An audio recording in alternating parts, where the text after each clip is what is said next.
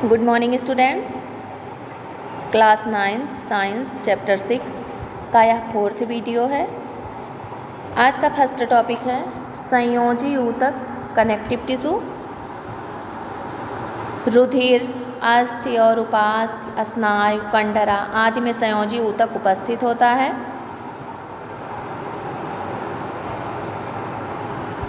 जिनकी कोशिकाएं आपस में जुड़ी होती हैं और अंतरकोशिकीय अधात्री में धंसी होती हैं, उन्हें संयोजी ऊतक कहते हैं।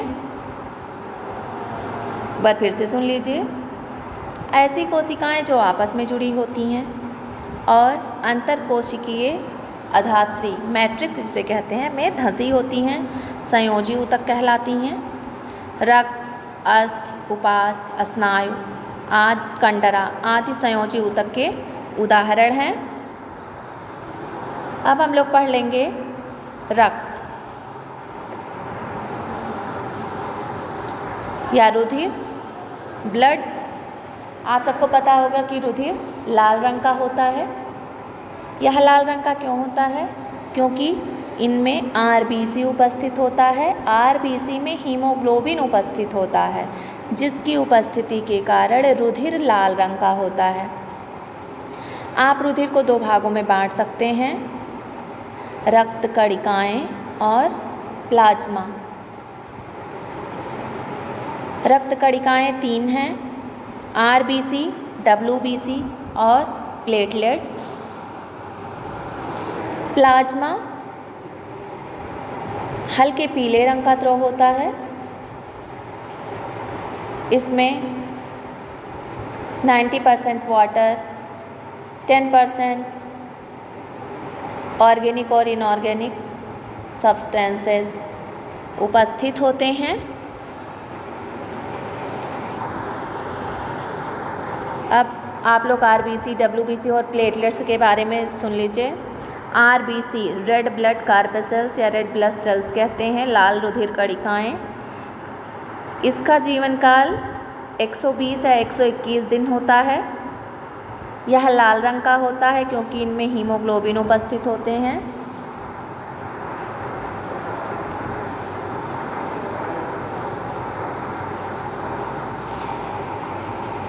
दूसरा, श्वेत रुधिर कणिकाएं, डब्ल्यूबीसी। यह सफ़ेद रंग का होता है। यह शरीर का प्रहरी या सैनिक भी कहलाता है। इसका जीवन काल 1 से 4 दिन होता है। अगला है प्लेटलेट्स। यह रुधिर को थक्का बनाने में सहायता करता है। आप एक बार फिर से सुन लीजिए। आरबीसी लाल रंग का होता है क्योंकि इसमें हीमोग्लोबिन उपस्थित होता है। इसका कार्य सुन लीजिए।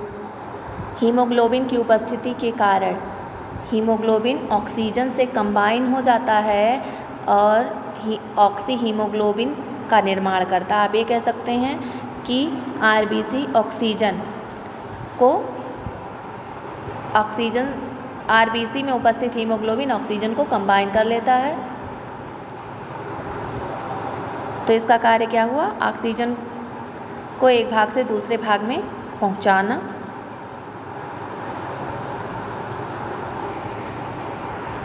जीवन काल आपको पता ही है कितना होता है, 120 से 121 दिन।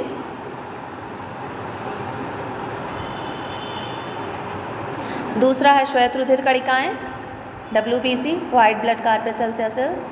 या सफ़ेद रंग की होती हैं। इनका जीवन काल 1 से 4 दिन तक होता है। यह शरीर की सुरक्षा करती हैं, शरीर की सैनिक या प्रहरी कहलाती हैं। क्यों? क्योंकि जब बाहर से कोई बैक्टीरिया या वायरस बॉडी पर अटैक करते हैं तो यह शरीर में उनके प्रति एंटीबॉडीज़ का निर्माण करती हैं, जो कि उन बैक्टीरिया या वायरस को लड़कर समाप्त कर देते हैं और शरीर की रक्षा करते हैं। तीसरा है प्लेटलेट्स। प्लेटलेट्स क्या करता है? रुधिर को थक्का बनाने में सहायता करता है।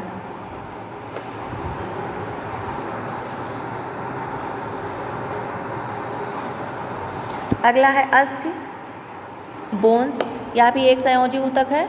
अस्थि का कार्य, या पंजर का निर्माण कर शरीर को आकार प्रदान करता है, या क्या करता है, स्केलेटन का निर्माण करता है बॉडी के, और इसी से शरीर को आकार मिलता है। यह मांसपेशियों को सहारा देता है और शरीर के मुख्य अंगों को भी सहारा देता है, क्योंकि ये कैसा होता है, हार्ड होता है। यह ऊतक मजबूत और कठोर होता है।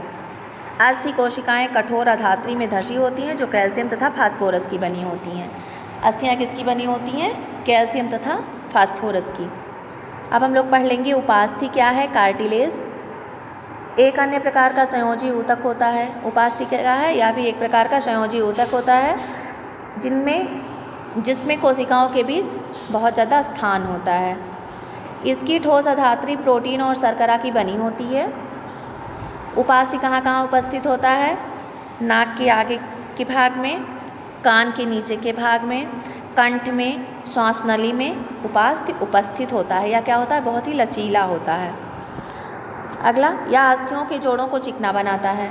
उपास्थि क्या करता है, अस्थियों के जोड़, जहाँ अस्थि जुड़े हुए हैं उनके जोड़ों को चिकना बनाता है। यह शरीर के कुछ विशेष अंगों जैसे नाक, कान और वक्ष उपास्थि को आकार प्रदान करता है।